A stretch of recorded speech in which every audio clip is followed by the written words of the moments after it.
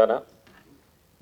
ఎందుకంటే చాలా రోజుల నుంచి అందరం కలిసి జై తెలంగాణ అన్న వేదికలు చాలా తక్కువ కాబట్టి so first of all Telangana Vikas సమితికి కృతజ్ఞతలు, అభినందనలు. ఒక డెమోక్రటిక్ డైలాగ్ కోసం మళ్ళీ ఒక సమావేశాన్ని ఏర్పాటు చేయడం, ఈ చర్చలతోనే చాలా సమస్యలు పరిష్కారం అవుతాయి. బడ్జెట్ మీద రావడం అనేది ఇంతకుముందు మన రమణన్ అన్నట్టు, అసలు బడ్జెట్ మీద సోషల్ మీడియాలో కూడా చర్చ జరిగేంత స్థాయికి పోవాలి, అవగాహన పెరగాలనేది ఒక కామర్స్ డాక్టరేట్గా నాకున్న ఒక అంచనా. ఎందుకంటే బడ్జెట్ అనగానే అది ఒక బ్రహ్మ పదార్థము, అసలు దాంట్లో బడ్జెట్ అనగానే టీవీలు కట్ చేసి ఎంటర్టైన్మెంట్కి అయిపోయి వస్తారు.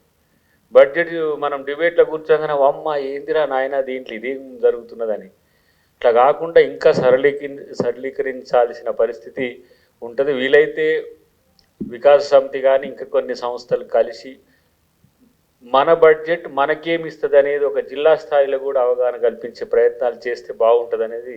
ఎందుకంటే ప్రజా చైతన్యమే ప్రభుత్వాలనైనా విపక్షాలనైనా చైతన్యం చేస్తాయి. ఆ ప్రెషర్ ఉంటుంది, ఆ ప్రెషర్ గ్రూప్గా ఉంటుంది. ఇప్పుడు దేవి గారు మాట్లాడినప్పుడు ఉద్యోగ సంఘాల తరఫున మాట్లాడతాడు కాబట్టి వారు ఆ అంశాల మీద తీసుకురాగలుగుతాడు. అట్నే ప్రొఫెసర్ గారు మా సీతారాం గారు వారికి సంబంధించిన కోణం నుంచి వస్తుంది, వివిధ రూపాలు వస్తాయి. నేను మొదటి నుంచి కూడా వినోద్ గారిని చూస్తున్నా కదా, వారి యొక్క విశ్లేషణ రాజకీయంగా కాకుండా ఒక విజ్ఞానపూరితంగా ఉంటుంది. విమర్శ కూడా చాలా అండర్లైన్గా ఉంటుంది, అది అర్థమయ్యేటోళ్ళకే అర్థమవుతుంది. ఏదో గుడ్డిగా తూకిత్తా అంటే తూకిత్తా అని కూడా కొంచెం స్పష్టమైన విమర్శ ఉంటుంది. దాన్ని అవగాహన చేసుకుంటే విమర్శకు కూడా సహేతుకత అవసరం. ఏదో ఇష్టానుసారంగా విమర్శ చేసినామంటే కూడా, ఇప్పుడు ఈ సోషల్ మీడియా డిస్కషన్స్ డిబేట్స్ ఇవన్నీ ఏంటంటే డామినెన్స్ రోల్ ఉంటుంది. బట్ బడ్జెట్ దగ్గర డామినెన్స్ ఏమి ఉండదు. ప్రభుత్వం సమాధానపూర్వకమైన పత్రం అది. మిత్రుడు కూడా ఏబీవీపీ నుంచి అయినా కూడా యూనివర్సిటీ నుంచి అయినా ఒక ప్రజా కోణం నుంచి తను దేన్నైనా చూడగలుగుతాడు. విమర్శ కూడా అంతా బీజేపీలో ఉన్నప్పటికి కూడా సరే, అప్పుడప్పుడు మేము పాపారావు గారు కొట్లాడుకుంటుంటాం టీవీలో అటు ఇటు, ఆయన అన్ని రకాల విమర్శలు చేస్తారు. పాపారావు గారు అయితే ఎప్పుడు ఆయన రైతు పక్షం ప్రజాపక్షంతోనే ఉంటారు. వారు సిపిఎం అయినా సరే వీళ్ళందరూ నేను ఎందుకంటే డిఫరెంట్ కోణాల నుంచి చూసిన కాబట్టి. రమణమూర్తి గారికి కొంచెం తక్కువ మాకు కనెక్టివిటీ. ఈ మధ్య కృష్ణారెడ్డి అన్న ఎప్పుడు డిబేట్లలో కలుస్తున్నాం. మీరు అందరూ కూడా ఇప్పుడు తెలంగాణ కొరకు కొట్లాడిన వాళ్ళం ఒక వేదిక మీద కూర్చొని మాట్లాడుకున్నట్టే అనిపించింది తప్పితే దీంట్లో ఏదో పక్షాలుగా మనం స్పందిస్తున్నట్టుగా కనబడతలేదు. ఈ ప్రజాస్వామ్య వాతావరణం కొనసాగించడానికి ఇంకా ప్రజా సంఘాలు ప్రయత్నం చేయాల్సిన అవసరం ఉందని నా యొక్క అభిప్రాయం. సరే, నేను విమర్శకు ఎందుకు పోనంటే గతంలో చేయాల్సి ఉండే, అది మేము కూడా చేయాల్సి ఉండే. కాంగ్రెస్ పార్టీగా కూడా మొదటి దశలో కొంత ప్రయత్నం చేసినాం. అప్పుడు పొన్నాల లక్ష్మయ్య గారు మాకు పిసిసి ప్రెసిడెంట్గా ఉన్నప్పుడు కొంత ప్రయత్నం చేసినాం. ఎందుకంటే రాజకీయ పక్షాలంటే గడ్జెస్నో లేకపోతే రక్కస్నో క్రియేట్ చేసుకోవడం ప్రజలకి ఏం మేలు జరగదు. At the same time Telangana చాలా కష్టాలు పడి తెచ్చుకున్న Telangana.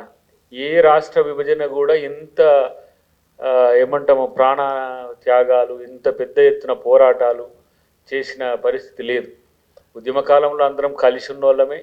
At the same time BJP Sushma Swaraj గారి కాడికి ఏ రాత్రి అయినా పోగలగా స్వేచ్ఛ ఉండేది. కాంగ్రెస్ పార్టీ ఏ ఎంపీలైనా ఏ నాయకులైనా సరే అంతర్గతంగా వాళ్ళు కలిస్తే ఇబ్బందులు అయ్యేది, అయినా కూడా సీక్రెట్గా కలిసేది. వివిధ పక్షాలు ఆ రోజున అటు టీఆర్ఎస్ కానీ ఇటు జాయింట్ యాక్షన్ కమిటీ కానీ ఎవరినైనా సరే సంప్రదించి మనం తెలంగాణ సాధించుకున్న దేనికోసం అంటే అల్టిమేట్గా ప్రజా అభివృద్ధి, ఈ మానవ అభివృద్ధి కోసమే. ఒక రాష్ట్రంగా డీసెంట్రలైజేషన్ ఆఫ్ ది అడ్మినిస్ట్రేషన్ జరిగితేనే మనకు మేలు జరుగుతుందనే ఉద్దేశంతో మనం రాష్ట్రాన్ని ఏర్పాటు చేసుకున్న తర్వాత సరే, కేసీఆర్ గారి మోడల్ రెండు రకాలుగా ఉన్నది వారిది. నేనంటే కామర్స్ స్టూడెంట్గా ఎనలైజ్ చేసినప్పుడు కొన్ని చర్చలు చేసుకునేది అక్కడక్కడ. మేము ఈయన ఎకనామిక్ మోడల్ ఎంచుకుండా లేకపోతే డెవలప్మెంట్ మోడల్ ఎంచుకుండా అని కొంచెం కామర్స్ వీళ్ళతో ప్రొఫెసర్లతో నేను అప్పుడప్పుడు అంటుంటే, అంటే సోషల్ మోడల్ని ఎంచుకున్నాడు ఆయన ఎకనామిక్ అండ్ డెవలప్మెంట్ కోసము. అంటే సామాజిక వర్గాలను బలోపేతం చేయడానికి ఈ బీసీలకు సంబంధించిన అలాంటి పథకాలు తీసుకురావడం. ఎకనామిక్ మోడల్ అంటే ఇప్పుడు డెవలప్మెంట్లో ఏ విధంగా ప్రాజెక్ట్స్ కడితే మనకు ఉపయుక్తంగా ఉంటాయనే ఉద్దేశంతో ఆ రెండు కోణాలు తీసుకుంటారు కొంతమంది విశ్లేషించేది. ఇప్పుడు నేను ఉన్న పలంగా ఈ ఆర్థిక విధానాన్ని మార్చలేదు కాంగ్రెస్ ప్రభుత్వం. ఒక ట్రాక్ పోతున్న క్రమంలో ట్రైన్ కాక ఒక దూరం పోయిన తర్వాత అల్టిమేట్గా టర్న్ తీసుకోవడానికి లేదు. అది క్రమేపీ ఆర్థిక క్రమశిక్షణను, ఆర్థిక దుబారాను అరికడుతూ ఏ విధంగా సామాన్యులకు మేజర్గా ఇప్పుడు 2 సెక్ట్గా చూస్తాం మనం, అర్బన్ తెలంగాణ, రూరల్ తెలంగాణ. మనకేమో రూరల్ తెలంగాణనే ఎక్కువ పరిచయం. 1.2 crores మనం హైదరాబాద్ బేస్డ్గా ఉన్నాం. అలాంటప్పుడు హైదరాబాద్ బేస్డ్ పాపులేషన్ డిమాండ్స్ వేరుంటాయి, రూరల్ తెలంగాణ బేస్డ్ ప్రయారిటీస్ వేరుంటాయి. ఆ ప్రయారిటైజ్ చేయడంలో కూడా నేను ఈ బడ్జెట్ కంటే ముందు బట్టి గారిని దాదాపు ఒక 1.5 hours అసలు వాళ్ళు ఎందుకు, మోటివ్ ఏంది, ఇనిషియేషన్ ఏంది, ఈ బడ్జెట్కు గత బడ్జెట్కు తేడా ఏంటి అసలు. అలాంటప్పుడు మనం ఎలాంటివి తీసుకుంటామని చెప్పే ముందు వారు కలిసి ఆర్థిక పరిస్థితిని కూడా విశ్లేషించారు. ఎట్లా రెవెన్యూ రిసీట్స్ ఎట్లా ఉన్నాయి, ఆ రెవెన్యూ రిసీట్స్ని మనం ఎట్లా ఖర్చు చేస్తున్నాం, కొన్ని సందర్భాల్లో మనం ఎట్లా ప్రజలకు ఇచ్చిన హామీల విషయంలో ఫ్రీబీస్ ఎట్లా, ఆ కన్స్ట్రైంట్స్ను అధిగమించడానికి మనం చేయాల్సిన పద్ధతులు ఎట్లా అనే విషయంలో కొంత క్లారిటీ ఇవ్వగలిగిండ్రు. కానీ ఇది సామాన్య ప్రజలకి ఏంటంటే, రైతులకైనా లేకపోతే ఫార్మర్ కమ్యూనిటీ మేజర్ కమ్యూనిటీ కాబట్టి కన్స్ట్రైంట్స్ అక్కడి నుంచే వస్తాయి. నగదే దాదాపు 48,000 కోట్ల పైచిలుకు నగదు ఒక ఆర్థిక సంవత్సరంలో మనం రైతులకు వెచ్చించినాం. కానీ సాటిస్ఫై చేసినామా అంటే మళ్ళీ రైతు రుణమాఫీ కాలేదు అని, రైతు భరోసా రాలేదని, ఈసారి వస్తున్న అది రియల్ టైం విమర్శలా లేకపోతే ఏంటా అనేది ప్రజలకు మాకు కూడా కొంచెం అర్థమవుతుంది. ఎందుకంటే 20,000 crores 21,000 crores సంథింగ్ లెక్కలు ఏమున్నది దీంట్లో పెద్దగా అవన్నీ ఉంటాయి. కానీ ఒక 31,000 కోట్ల పైచిలకు మనం దాంట్లో 21,000 కోట్ల వరకు మనం పే చేయగలిగినాం. రెండవది దాంట్లో కొన్ని డబ్లింగ్ ఉన్నాయి, రెండవది ఇండ్లు అంటే విడిపోయిన వాళ్ళు అన్నదమ్ముల విషయాలు ఉన్నాయి, కొన్ని బ్యాంక్ కాన్స్టెన్స్ ఉన్నాయి దానికి సంబంధించి, ఎందుకంటే మేజర్ కమ్యూనిటీ అదే కాబట్టి.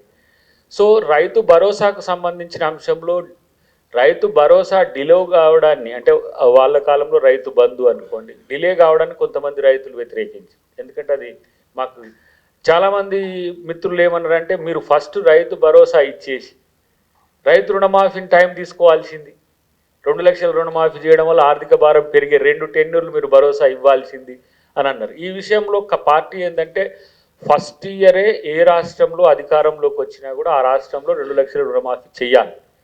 అప్పటికే కేసీఆర్ గారు 99,000 వరకు అక్టోబర్ మాసంలో చేసి ఉన్నారు. అప్పటికే అది 23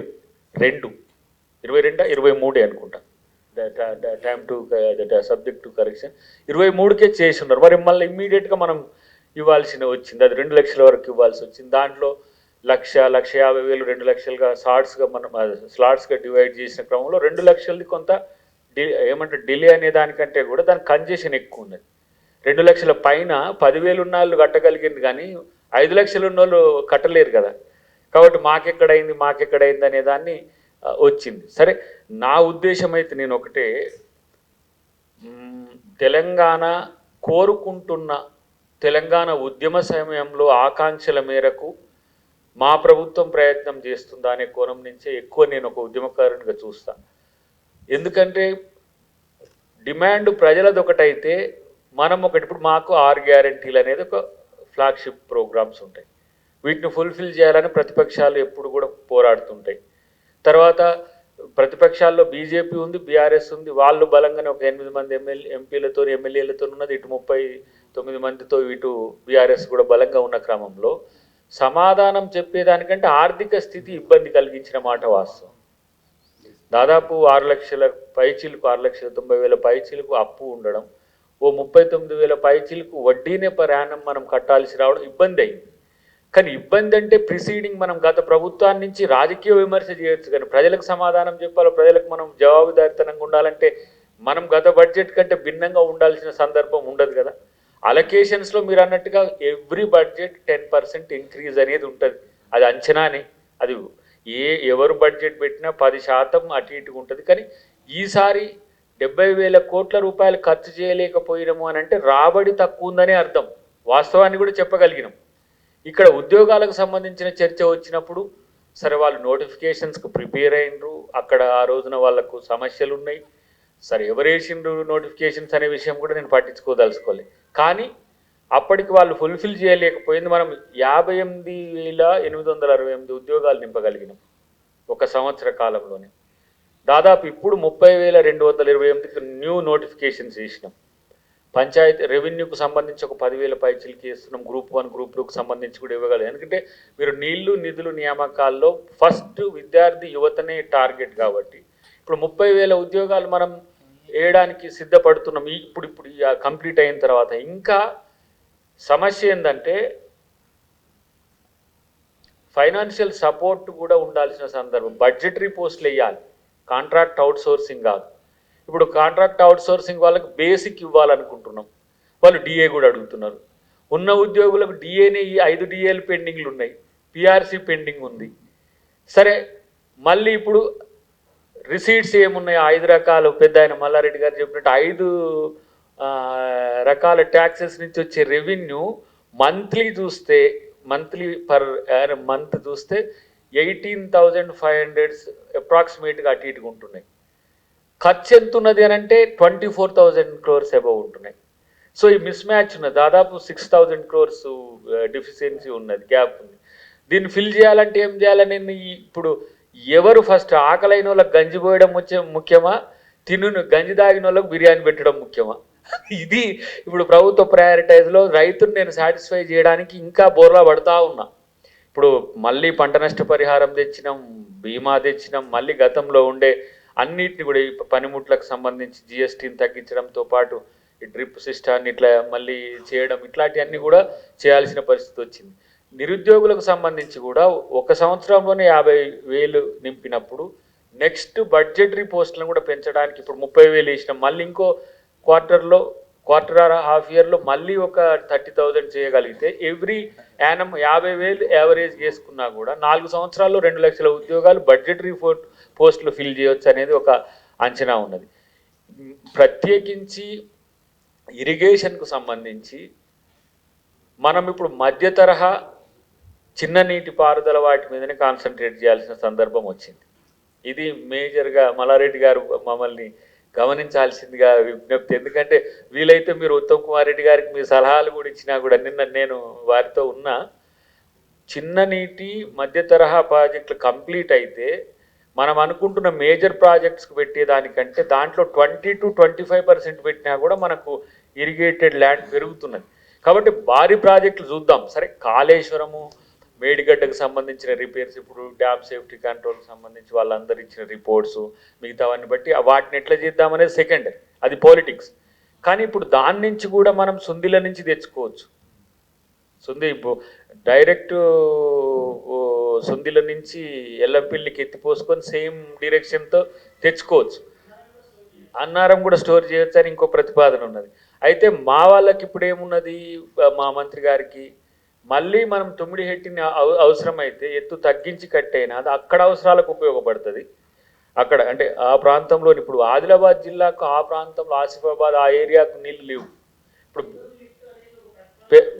ఉన్నది. ఇప్పుడు మీరంటారు ఆయన కొమరం భీం దానికి కూడా కెనాలైజేషన్ కాలేదు, ఛానలైజేషన్ కాలేదు. ఇట్లా ప్రయారిటైజ్ చేస్తున్నారు. కాబట్టి రాజకీయ విమర్శల్ని పక్కన పెడితే ఇరిగేషన్కు మనం అలొకేషన్స్లో భారీ కేటాయింపులు చేయలేని పరిస్థితి అనేది కాదు. కేటాయింపుల కంటే కూడా ఉన్న వాటిని మనం సరిదిద్దుకుని ఇప్పుడు భీమా, నెట్టెంపాడు, కోయల్ సాగర్ ఇవన్నీ కూడా ఇప్పుడు ఎస్ఎల్బిసి కూడా ఆ 300 దానికి ఏంది ఎంత, అది 8 kilometers టన్నెల్. అప్పుడు నాకు తెలిసి ఒక 400 crores to 500 crores మనం 2014 నుంచి మనం కేసీఆర్ గారు దాని మీద దృష్టి పెడితే 30 TMC వాటర్ నీకు నల్గొండకు కనీసం అంటే ఒక 4-5 lakhs acres వచ్చు మెట్ట తరి కలిస్తే. సరే దాని ప్రయారిటీ పక్కన నెల్లికల్ లిఫ్ట్ అన్నారు, అది కూడా కొంత డిలే అయింది. ఇప్పుడు ఎస్ఎల్బిసిని ప్రయారిటైజ్ ఎందుకు చేసినామంటే 8 kilometers ఇప్పుడు ఎస్కలేషను ఇన్ఫ్లేషను ఎంత అయితే కూడా 800 నుంచి 1000 కోట్లకు అవుతుంది. కానీ దానికి లెఫ్ట్ బ్యాంక్ కెనాల్ను మనము వాటర్ను మనము ఎస్ఎల్బిసికి వాడుకుంటున్నాం. ఈ మళ్ళీ ఎత్తిపోసుకోవాల్సి వస్తుంది. కాబట్టి ఎస్ఎల్బిసిని కంప్లీట్ చేస్తే నల్గొండకి ఇస్తే మునుగోడి ప్రాంతం అంతా కూడా అయితే ఆ ఉద్దేశంతో ప్రయారిటైజ్ చేసిండ్రు. ఇంకా చాలా ప్రాజెక్టులకు సంబంధించిన అంశంలో కూడా నీటికి సంబంధించిన అంశాలు ఉన్నాయి. నిధులకు సంబంధించి ఏంటంటే కొన్ని రిస్ట్రిక్షన్స్ ఏర్పడ్డాయి. ఎఫ్ఆర్బిఎంకు సంబంధించిన రిస్ట్రిక్షన్స్ ఉన్నాయి. ఇప్పుడు మనం ఒక్క భూమి కాడ చేయి పెడితే కయ్యిన లేచే కాడికి వచ్చింది. ఏమన్నా మనం భూమిని తాకట్టు పెడదామంటే కూడా విపక్షాలు గట్టిగా ఉన్నాయి, పనులతో గట్టిగా అంటున్నారు. ఇప్పుడు హెచ్సియుకి సంబంధించింది అంతే కదా, అవి టెక్నికల్ ఇష్యూసే. కోర్స్ దాంట్లో వచ్చిన ఏమంటాము నెగిటివిటీనా ఇష్యూ నేషనలైజ్ అవ్వడం, ఇంటర్నేషనలైజ్ అవ్వడం. నాకు వచ్చిన ఇంగ్లీష్తోనే హిందీతోనే నేను ఇంటర్నేషనల్ టీవీలను ఎదుర్కోవాల్సి వచ్చింది. అంటే అంత దక్కడికి పోయింది. సరే, ఈ రోజుల్లో హెచ్సియుకి సంబంధించిన స్టూడెంట్స్ అక్కడ దానిక ఉండడం, దాన్ని కూడా వాళ్ళ యొక్క చైతన్యాన్ని కూడా ఆహ్వానిస్తున్నాం తప్పితే ఇరిటేట్ కావట్లేము. ఎందుకు ఇరిటేట్ కావాల్సిన, ఇప్పుడు రాక్ ఫార్మేషన్స్ ఉన్నాయి, వాటిని ప్రొటెక్ట్ చేయమని సుప్రీంకోర్టు దాంట్లో ఇచ్చింది. తర్వాత మన పాండ్స్ ఉన్నాయి, పాండ్స్ని మనం హైడ్రా పెట్టి బయట ఉన్న వాటినే కాపాడాలనుకుంటున్నప్పుడు మన ప్రెమిసెస్లో ఉన్న పాండును మనం ఎందుకు డిస్ట్రక్ట్ చేసుకుంటాం? ఇట్లా ఉంది. తర్వాత హైదరాబాద్కు సంబంధించి వచ్చినప్పుడు ఇప్పుడు మూసీకి సంబంధించి కన్సార్షియం వేసినాం. మూసీ మీరు పెద్దలందరూ గమనించండి, ఇక్కడ కూడా చాలామంది ఉద్యమ కాలంలో మనతో జేఏసీలో కలిసి పనిచేసిన వాళ్ళు ఉన్నారు. బెటర్ హైదరాబాదు, సేవ్ హైదరాబాదు, హైదరాబాద్ అంటే ఈ అర్బన్కు సంబంధించిన మూమెంట్ చేసిన వాళ్ళు దేవి గారికి కూడా తెలుసు, సజయ వాళ్ళంతా కూడా నేను చూసిన వాళ్ళ మూమెంట్లలో కూడా మేము పాల్గొన్నాం. వీళ్ళందరూ వాళ్ళతో కొంత ఇంటరాక్షన్ ఉండి ఉంటుంది. కానీ మూసి మన కేటీఆర్ గారు మున్సిపల్ శాఖ మంత్రిగా ఉన్నప్పుడు ఒక 6 మీటింగ్ మినిట్స్ చూసిన నేను, 6 మీటింగ్ మినిట్స్. అప్పుడు 8,000 ఇండ్లు ఉన్నాయి, ఏది మనం నది గర్భంలో ఉన్నాయి. వాటిని తరలించడానికి కూడా వాళ్ళు ఒక ప్రత్యామ్నాయ ప్రణాళిక ఉన్నది. ఇప్పుడు 11,500 పైచిలకి ఇండ్లు ఉన్నాయి, పెరిగినాయి. ఎందుకు పెరుగుడు? ఇక దానికి కామన్గా పెరుగుతుంటే ప్రతిసారి వీటిని ఆల్టర్నేట్ చేసుకోవడానికి ఎక్కడ ఇప్పుడు డబుల్ బెడ్రూమ్ ఇల్లు కట్టించినవి వినియోగించాలన్నా, స్వగృహ ఉన్నాయి, గృహకల్ప ఉన్నాయి, వాటిని ఆల్టర్ చేసి వీళ్ళని మెంటల్గా ప్రిపేర్ చేయాల్సిన పరిస్థితి ఉండే. ఇక్కడ మూసి ఏంది, మనకు కడుపులో క్యాన్సర్ లెక్క ఉన్నది. అసలు నేను నిన్న సబర్మతి చూసినాక కొంచెం ఈర్ష్య అనిపించింది నాకు. మన ఏఐసిసి మీటింగ్కి పోతే వాళ్ళు కోర్స్ నాకు తెలిసి 70% ఆఫ్ ది సబర్మతిని చేసిండ్రు. 35 కిలోమీటర్స్ మనకు ఈ కాసారంతో కూడిన మూసి ఉంది. అటు తర్వాత ఉండేది మా నల్గొండ జిల్లా, మాకు అటు ఉంటుంది. అక్కడ మనం ధరలు కట్టాల్సిన సందర్భం లేదు. మురికిన దానికి ఇవ్వకుండా ఎస్పీ ఏంటి అంటే ఎస్టీపీలను ఏర్పాటు చేసడము, లేకపోతే ఆల్టర్నేట్ మురుగు వ్యవస్థను ఏర్పాటు చేయడం, 2 రకాల ప్రపోజల్స్. దానికి కన్సార్షియమే చేసినాం. ఒకళ్ళు కట్టేట ఆయన, ఒక ఆయన మెయింటైన్ చేస్తే ఆయన, ఒక ఆయన పైసలు వస్తే తీసుకుంటే ఆయన. ఇప్పుడు మనకు మూసి నుంచి రూపాయి రావట్లే. ఇప్పుడు మనం అనుకుంటున్న మోడల్లో పునరుజ్జీవము లేదంటే ఇతరాత్ర మోడల్లో దాదాపు 20,000 to 25,000 crores ఎక్స్పెక్ట్ చేస్తున్నాం.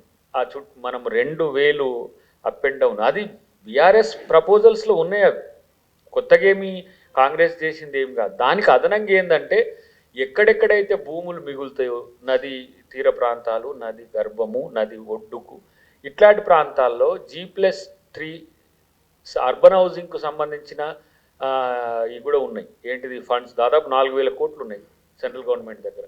మనం తీసుకొచ్చి G+3 కట్టించి ఇప్పుడు మనం ఇక్కడ హుసేన్ సాగర్ పక్కన చూస్తే ఆ కాలనీ ఇప్పుడు ఎంత అందంగా ఉన్నది. నేను పాటిగడ్డలో ఉన్నప్పుడు చూస్తుంటే ఇప్పుడు వచ్చినప్పుడు మన దగ్గరకు వచ్చినప్పుడు ఇట్లా వస్తున్నా, ఆ బస్తీ ఇందిరా కాలనీ అని ఉన్నది, G+3 కట్టింది. అట్లాంటివి మనం నది గర్భం, నది బయట కట్టొచ్చు, రోడ్డు కావాల కట్టొచ్చు. అక్కడ హై రైజా, కమర్షియలా, లేకపోతే అక్కడ ఉన్న వాళ్ళకి డెవలప్మెంట్లో ఇన్వాల్వ్ చేయడం, ఇదంతా ఒక అది ఉంది. అది రేపు ఎవరికో అవుట్ సోర్సింగ్కి ఇచ్చినాం, వాళ్ళు దానికి సంబంధించిన ప్రపోజల్ వస్తే మూసీని చేస్తే నది వేగం. నేను 15 బ్రిడ్జీలను తిరిగిన, కావాల్సిన మొన్న సబర్మతి మీద తిరిగిన.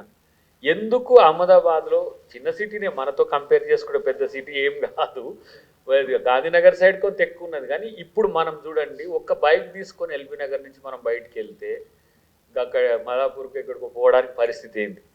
అదే మీరు ఇంటర్నల్గా దాదాపు 18 to 20 చేయగలిగితే హైదరాబాదు దాదాపు ఇప్పుడు 50,000 కోట్ల పైచిలకు రెవెన్యూ వస్తున్నది. కానీ హైదరాబాద్ వ్యక్తికి మనం ఏమి ఇస్తున్నాము? స్ట్రెస్ ఇస్తున్నాము, కరెక్ట్ టైంకు ఆఫీస్కి పోకుండా చేస్తున్నాము. అక్కడ దరిద్రపు రోగాలు వస్తున్నాయి. ఆ చుట్టుపక్కల ప్రాంతంలో దాదాపు 35 కిలోమీటర్ల దూరం ఉన్నప్పుడు కనీసం బేస్ చేసుకొని ఇప్పుడు అప్పుడు రాజశేఖర రెడ్డి గారు ఉన్నప్పుడు 5 టీఎంసీ ఇండస్ట్రియల్ అవసరాల కొరకు ఎల్లంపల్లి నుంచి తీసుకొస్తా అన్నాడు. తర్వాత నది ఏమంటారు మన తాగునీటి కోసం 5 టీఎంసీ వాడుతా అన్నాడు. మనం ఇంకో 5 టీఎంసీ ఇప్పుడు వారు కొండపోచమ్మ వరకు తెచ్చిండ్రు. కొండపోచమ్మలో నింపి వీలైతే దాన్ని ఎట్లనో బేస్ సరి చేసి ఇంకా కొంత ఇబ్బందికరం ఉంది, దాన్ని చేసి ఒక 5 టీఎంసీ పెంచుకుంటే ఎవ్రీ 2 months కంటామినేటెడ్ వాటర్ని కిందికి వదిలితే నష్టం ఏంటి? 2 ఉస్మాన్ సాగర్లో హిమాయత్ సాగర్లో మనం పెట్టుకోగలిగితే 2 ప్రాజెక్టుల నుంచి కూడా మంచి నీటే తెచ్చుకోవచ్చు. అక్కడ సాగునీటి ఇప్పుడు ఉస్మాన్ సాగర్ నుంచి సాగునీటి వ్యవస్థ విధ్వంసమైంది. ట్రెడిషనల్ సాగునీటి వ్యవస్థ నేను ఎప్పుడో పుప్పాలు కూడా ఆ ప్రాంతంలో నేను తిరిగినప్పుడు చూసేది ఆ కెనాల్ నుంచి వచ్చే వాటర్నే తాగేటోళ్ళు. అక్కడ కూడా మనకు కూడా వచ్చేది. దాన్ని రిడ్రెస్ చేస్తూ మూసీని మల్టిపుల్ ప్రాజెక్టుగా మూసీ రివర్ ఫ్రంట్ అనేది ఓన్లీ అదే కాకుండా పర్యాటకం ఉన్నది, దాంట్లో ఈ క్రూజ్ నడుపుకునేది ఉన్నది వ్యాహ్యాలకి. కానీ ఇప్పుడు ఉన్న పరిస్థితిని మార్చడానికి అదొక ప్రయత్నం చేస్తున్నాం. ఇక మిగతా హైదరాబాద్కు సంబంధించిన ఇప్పటికి 23,000 పైచిలకి ఇండ్లు ఇంకా ఖాళీలు ఉన్నట్టుగా ఉన్నాయి. ఇవంతా కూడా మా ఎజెండాలో ఉన్నాయి. బడ్జెట్లో నేను నీకు దీంట్లో ఉండే లెక్కలు నేను దీంట్లో వేయగలను, మీకు చూపించగలను. కానీ ఉద్యోగాలకు సంబంధించి అంశం ఉంది. ఇప్పుడు వంతుల వారిగా మా వాళ్ళు నాకు మీ కాడికి వస్తున్నాము, వినోద్ గారు కూడా వస్తున్నారు అని అంటే కొంచెం ఇన్ఫర్మేటిక్గా ఇచ్చిండ్రు నాకంతా సీఎంఓ నుంచి. 23 డిసెంబర్లో ఏం చేసినాం, జనవరిలో 24 మొదటి నుంచి మొదలు పెడితే ఒక్కొక్క డెవలప్మెంట్ యాక్టివిటీకి సంబంధించి ప్రతి ఒక్కటి కూడా దీంట్లో వేసిండ్రు. సరే హరీష్ రావు వస్తేనేమో ఏదో హల్చల్ అవుతుండే, ఏదో ఇది అవుతుండే. కానీ నేనేమంటే ఈ కొట్లాట ప్రజల కోసం ఉండాలంట. ఎవరు దీంట్లో మన గడ్జెస్ నీ ఇంట్లోకి నా ఇంట్లోకి ఏమన్నా వచ్చేది ఉందా? ఇప్పుడు బీజేపీ నాయకులు కూడా మా మీద కొట్లాడుతున్నారు. కిషన్ రెడ్డి గారు మంత్రిగా ఉండి కొట్లాడుతున్నారు, బండి సంజయ్ గారు కొట్లాడుతున్నారు, మా కాసమన్న కూడా కొట్లాడుతారు. దేనికోసం కొట్లాడుతారు? ఆయన ఇంట్లోకి ఏమన్నా కింటా బియ్యం కోసం కొట్లాడతాడు? జనం కొరకే అది కొట్లాడాలనే దాని మీద ఇక చాలా అంశాలు దీంట్లో కొన్ని చెప్పిండ్రు. రాజీవ్ రహదారి ఎలివేటెడ్ క్యారిడార్, మార్చిలో కండ్లకోయ వద్ద డబుల్ డెక్కర్ క్యారిడార్కు, పాత బస్సులో మెట్రో రైలు స్థాపన, ఎక్స్టెన్షన్. ఇప్పుడు మెట్రో రైలు కూడా మళ్ళీ మేమే ఓఆర్ సంబంధించి కొంచెం తక్కువ ఉండే, అది వీళ్ళు ఫిల్ చేసిండ్రు బీఆర్ఎస్. మళ్ళీ RRR కూడా మళ్ళీ చేసే అవకాశం వచ్చింది. తర్వాత సెకండ్ ఎయిర్పోర్ట్ కూడా ఉన్నది. ఇప్పుడున్న ఎయిర్పోర్టు 30 millions ఏమో దాటిపోయింది. దాన్ని మళ్ళీ సెకండ్ ఎయిర్పోర్ట్ డొమెస్టిక్ కూడా ఈ 1-2 yearsలో వచ్చే అవకాశం ఉంది మనకు. సరే వరంగల్ ఇచ్చిండ్రు.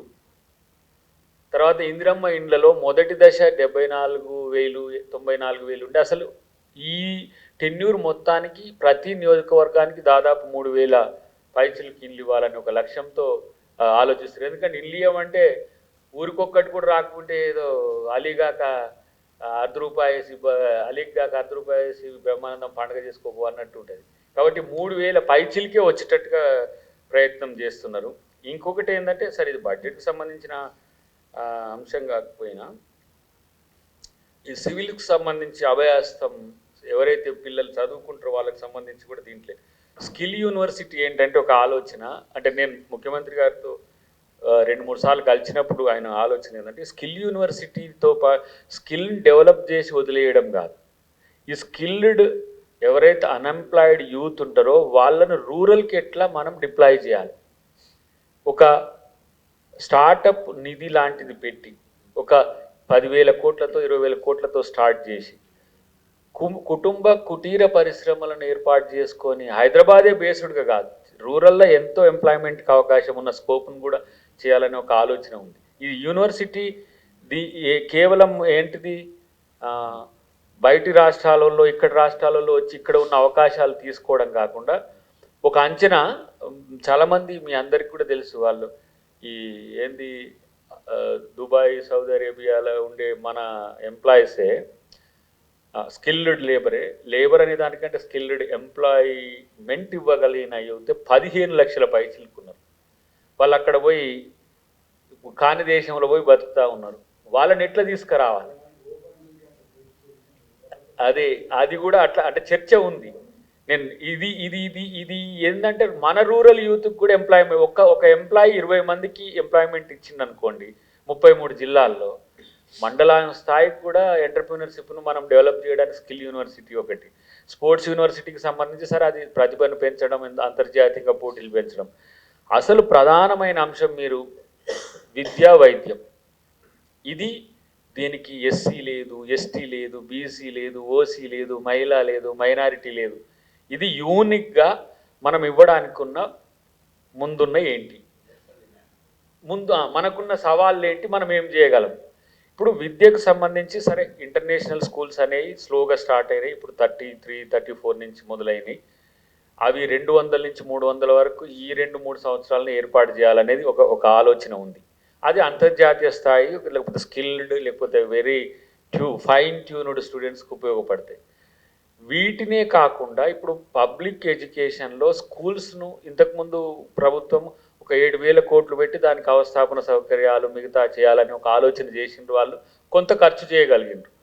వాటిని రిడ్రెస్ చేసుకుంటూనే మనం మొన్ననే డిఎస్సికి సంబంధించి ఫుల్ఫిల్మెంట్స్ అయినాయి కొన్ని. మళ్ళీ ఒక 10-15 వేలు మళ్ళీ మనం నింపడం వల్ల స్టాఫ్ పెరగడం ద్వారా యూనివర్సిటీస్ కూడా పెరగడం ద్వారా ఏమవుతుంది, వాటికి మళ్ళీ జీవకళ వస్తుంది.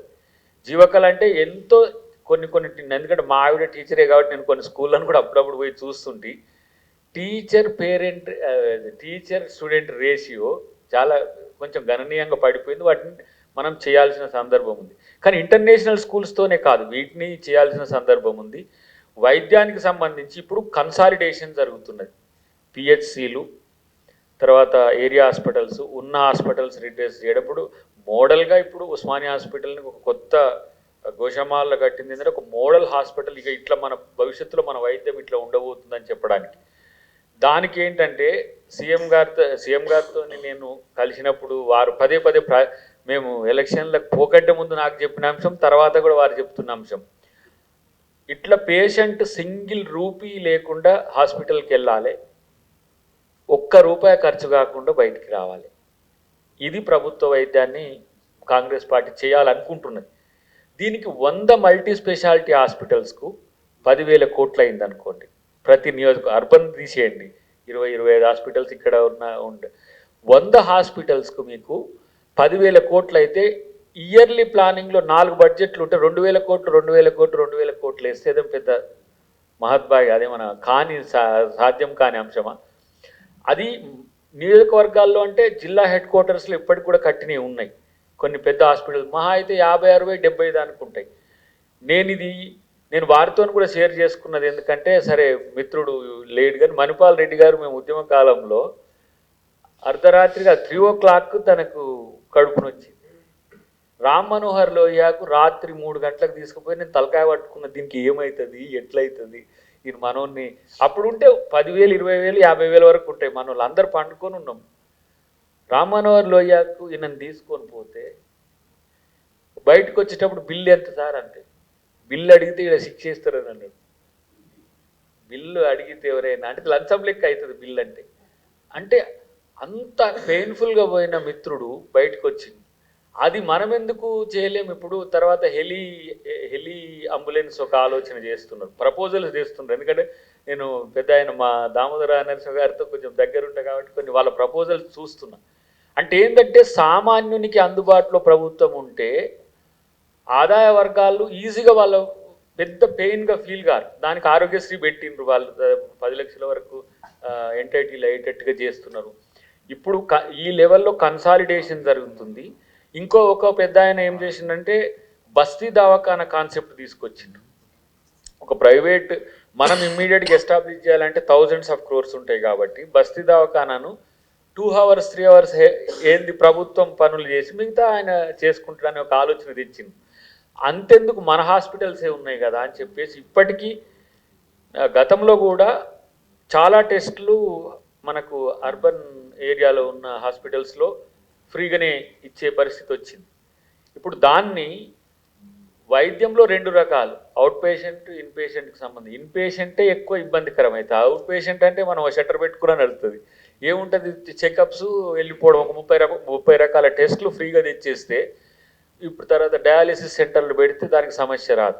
కాబట్టి దీంట్లో అసలే మనం మల్టీ స్పెషాలిటీ హాస్పిటల్స్ కనుక పెట్టుకోగలిగితే మరింత మేలవుతుందని ఒక ఆలోచన ఉంది. దీనికి బడ్జెటరీ సపోర్ట్ కూడా ఇప్పుడేమో ఒక రకమైన ఈ ట్రెండ్ను కొనసాగించడం. కానీ ఒక పీపుల్స్ బడ్జెట్ కావాలని అనుకున్నప్పుడు ప్రజాకోణం నుంచి ఆలోచించే ప్రభుత్వంగా డెఫినెట్గా మీరు ఇచ్చే ఇట్లాంటి సమావేశాలు ఏమైతే అంటే మేము కట్ కాపీ పేస్ట్, మీరు ఇచ్చే సూచనలు మేమేం సమాజం నుంచి పోయి స్టడీ చేసి తేనక్కర్లే. వివిధ రకాల మైండ్లు కనుక ప్రభుత్వం దృష్టికి వచ్చి మీరు అందరు కలిసి రిపోర్ట్ను ప్రభుత్వంలో ఒక పెద్దకి ఇవ్వగలిగితే, సీఎం గారికి ఎవరికో ఇవ్వగలిగితే, ఇది సోషల్ అబ్జర్వేషన్స్ కదా, దీంట్లో పొలిటిక్స్ ఉన్నాయి కాదు కదా.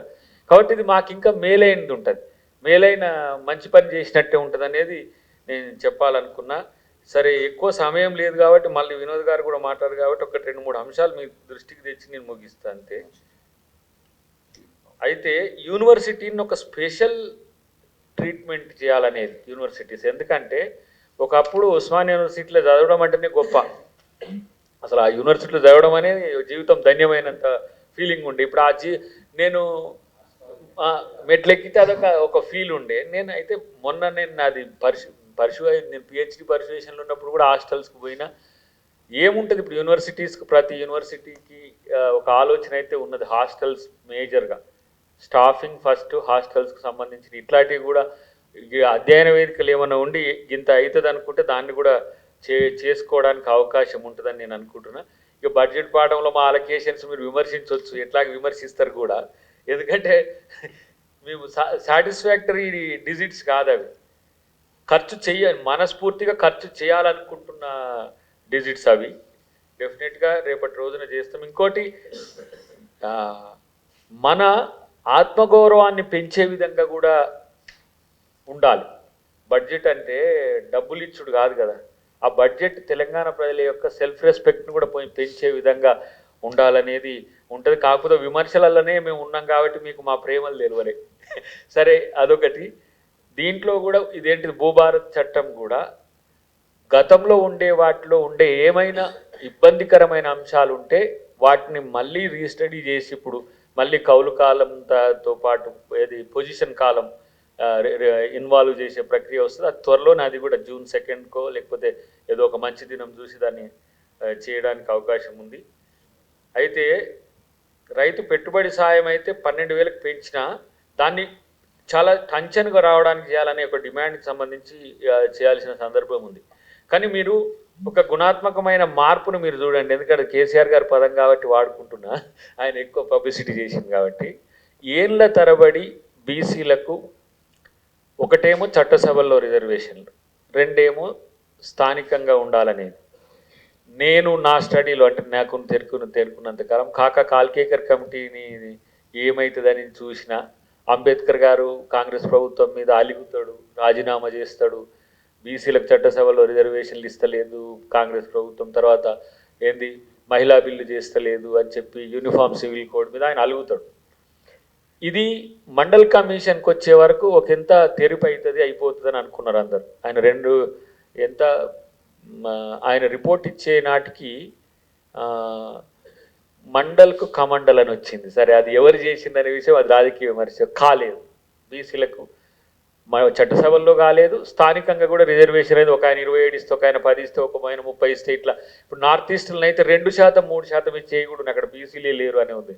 ఇది సరే, రాహుల్ గాంధీ గారి ఇచ్చ అయినా కూడా దీన్ని చేయడానికి ఇప్పుడు మాకు సిద్ధరామయ్య గారు ఉన్నారు, బీసీ ముఖ్యమంత్రి, వారు చేయలేకపోయిండ్రు.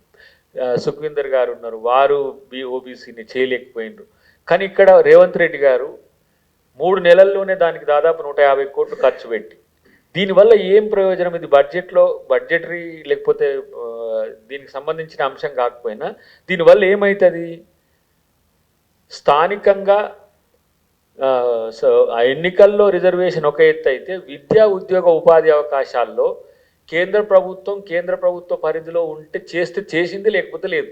మనమైతే ఆ లెక్కన చేయాలనే ఆలోచనకు వచ్చింది ప్రభుత్వం. మొన్న ఇక్కడనే మీటింగ్ అయింది, మన జస్టిస్ ఈశ్వరయ్య గారు ఒక డాక్యుమెంట్ ఇచ్చిండు, డ్రాఫ్ట్.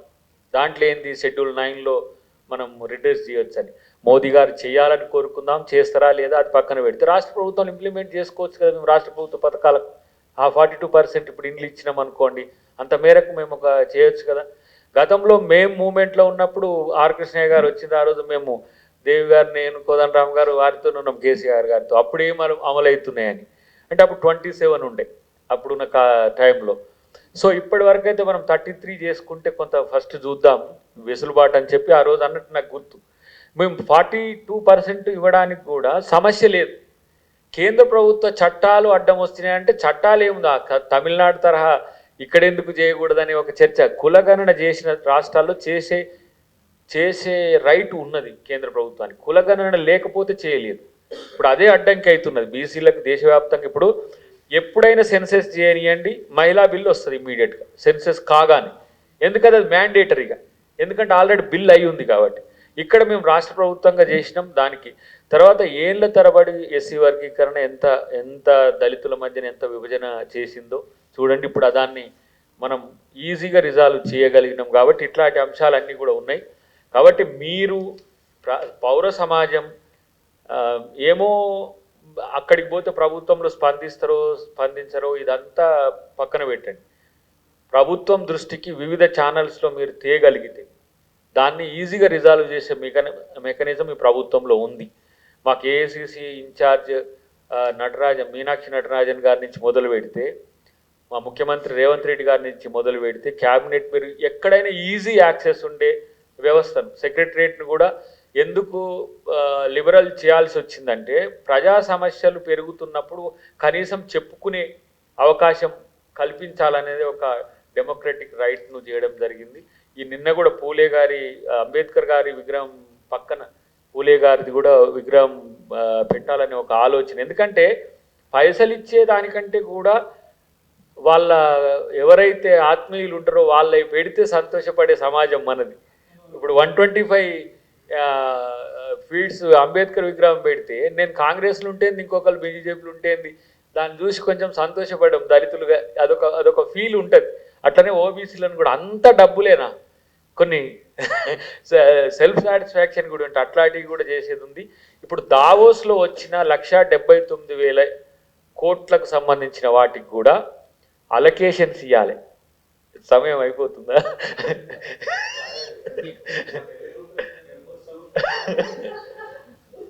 సరే తగ్గించి 1-2 నిమిషాల్లో కట్ చేస్తా. దావోస్లో ఇచ్చిన వాటికి కూడా భూములు ఇవ్వాల్సిన సందర్భం ఉంది.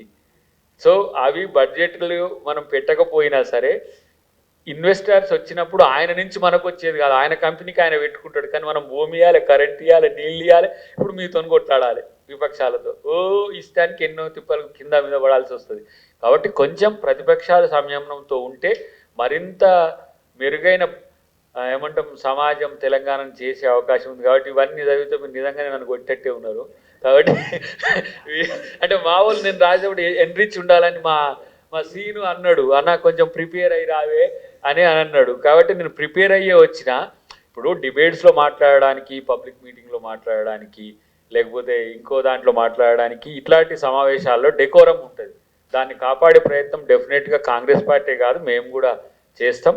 కాబట్టి మరింత సహకరించి రేపు వచ్చే బడ్జెట్ మరింత మంచిగా ఉండేందుకు రాజకీయ పక్షాలు, పౌర సమాజపు సంస్థలు అందరూ కూడా సహకరిస్తే, ఇప్పుడు ఈ 5 సంవత్సరాల్లో 1 సంవత్సరం అయిపోయింది, 2వ బడ్జెట్ వచ్చింది, ఇంకా 2-3 బడ్జెట్లు ఉండే అవకాశం ఉంటుంది. కాబట్టి ఒక సరైన సూచనలు, మంచి సూచనలు ఇచ్చి ప్రభుత్వానికి మంచి పేరు వచ్చే విధంగా మీరు కూడా మంచి ప్రతిపక్షాలుగా ఉండే విధంగా ఉండాలని చెప్పి విజ్ఞప్తి చేస్తూ, జై తెలంగాణ, జై ఏమనాలి ఇంకా ప్రభుత్వం. Thank you very much. జై తెలంగాణ అన్న. అంటే మీరు మొత్తంగా ప్రభుత్వ నివేదిక ప్రజెంట్ చేసిండ్రు.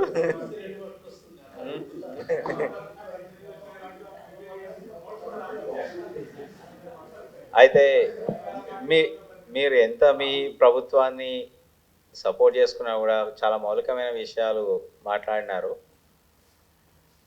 విమర్శకు సహేతుకత అవసరం.